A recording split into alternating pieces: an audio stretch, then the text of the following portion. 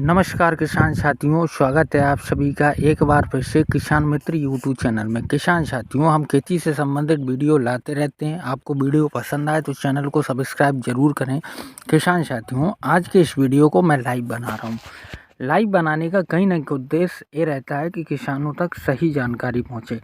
किसान साथियों, इस वीडियो को लाइव बनाने का मुख्य उद्देश्य ये है हमारा कि गेहूँ की पैदावार को किस प्रकार बढ़ाया जाए, गेहूं के झंडा पत्तों में क्लोरोफिल की मात्रा को किस प्रकार बढ़ाया जाए, क्योंकि गेहूं का ये झंडा पत्ता होता है, इसी में प्रकाश संश्लेषण की क्रिया होती है और इसी से पौधे को भोजन मिलता है। अगर इसमें किसी भी प्रकार का रोग आ गया है, पीलापन आ गया, तो गेहूं की बालियां निकलते समय भी दिक्कत होगी।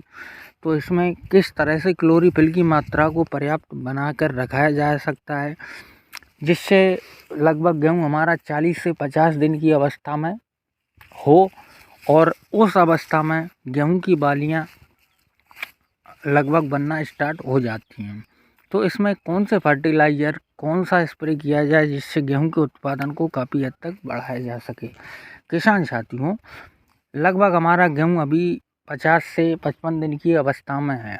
तो इस अवस्था पर गेहूं में बालियों का बनना स्टार्ट हो जाता है। झंडा पत्ता, अभी तो झंडा पत्ता बनना है, ये देखिए आप, इसी को झंडा पत्ता बोलते हैं। इसी से पौधे को भोजन मिलता है, इसी में प्रकाश संश्लेषण की क्रिया होती है।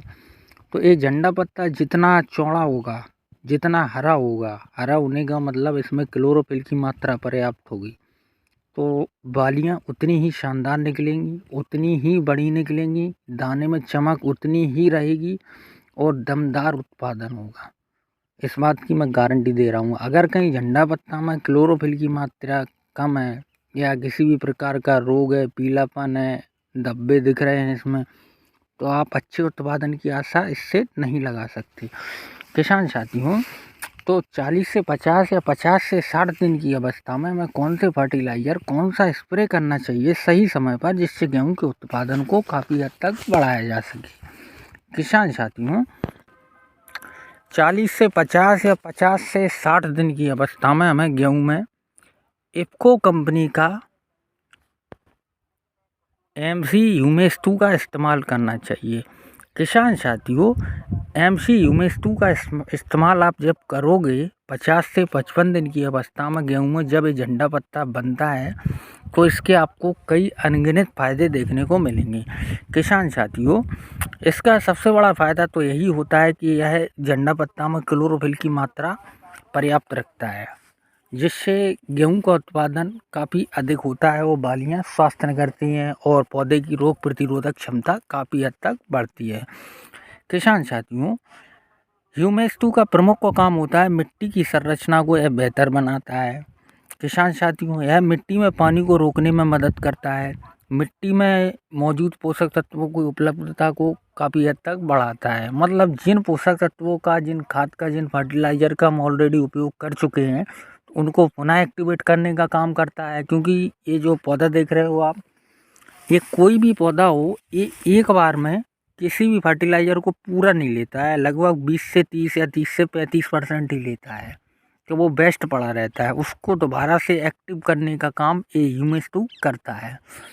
तो इससे होता क्या है कि गेहूं में डंडा पत्ता मजबूत होता है, क्लोरोफिल की मात्रा बढ़ती है, पौधे की रोग प्रतिरोधक क्षमता बढ़ती है और गेहूं में जब बालियां निकलेंगी तो ये झंडा पत्ता जितनी मजबूत अवस्था में रहेगा, उतनी ही शानदार बालियां निकलेंगी, लंबी बालियां निकलेंगी और उत्पादन क्षमता काफ़ी हद तक बढ़ेगी।